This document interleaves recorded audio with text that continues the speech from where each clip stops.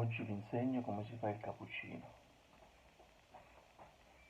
Prendete una bottiglia, un imbuto, riscaldate il latte,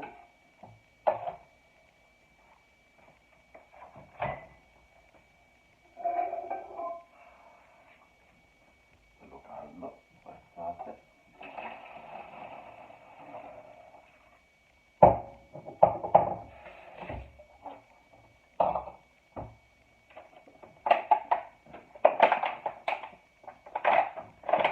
shakerate,